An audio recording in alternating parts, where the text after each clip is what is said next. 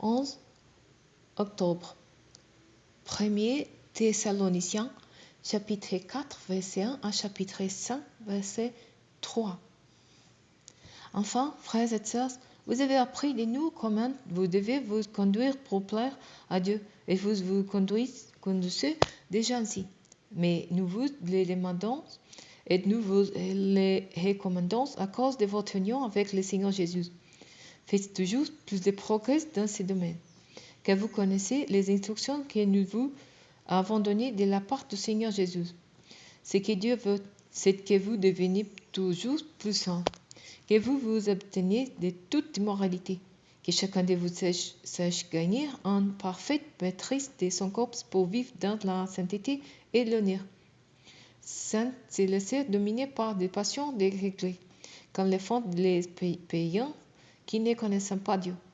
Qu'ainsi personne ne cause du tout à son frère ou à sa sœur dans ce domaine important en atteinte à ses droits. Dieu, en effet, fait justice de toute faute de ce genre. Nous vous l'avons déjà dit et nous vous en avons averti. Car Dieu ne nous a pas appelés à nous donner à des pratiques dégradantes, mais à vivre d'une manière saine. C'est lui donc qui rejette cet enseignement d'Égypte, non pas un homme, mais Dieu qui vous donne son Esprit Saint. Concernant l'amour fraternel, vous n'avez pas besoin d'instructions écrites, car Dieu vous a lui-même appris à vous aimer mutuellement. C'est ce que vous faites envers tous les frères et sœurs de la Macédoine entière. Mais nous vous invitons, frères et sœurs, à faire toujours plus de progrès, en mettant votre point d'honneur à vivre dans la paix, à vous occuper chacun de ses propres affaires, et à gagner votre vie par votre propre travail, comme nous vous l'avons déjà recommandé, afin de vous conduire d'une manière respectable aux yeux de ceux qui sont en dehors de la famille de Dieu. Ainsi, vous ne dépendrez de personne. Nous ne voulons pas, frères et sœurs, vous laisser dans l'ignorance au sujet de ceux qui sont décédés, afin que vous ne soyez pas tristes de la même manière que le reste des hommes qui n'ont pas d'espérance. En effet, puisque nous croyons que Jésus est mort et ressuscité, nous croyons aussi que Dieu ramènera par Jésus et avec lui ceux qui sont morts. Car voici ce que nous vous déclarons d'après une parole du Seigneur.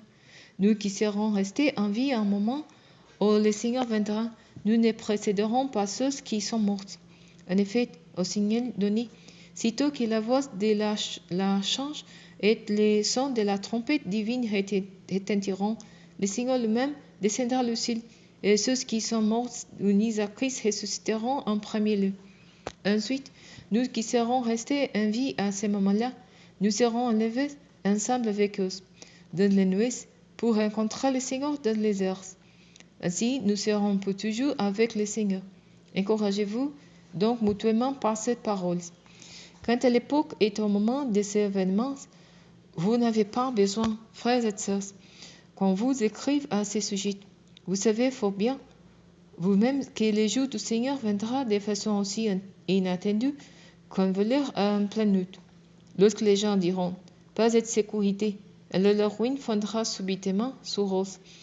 Comme les douleurs cessant, la femme enceinte, et la corne n'échappera.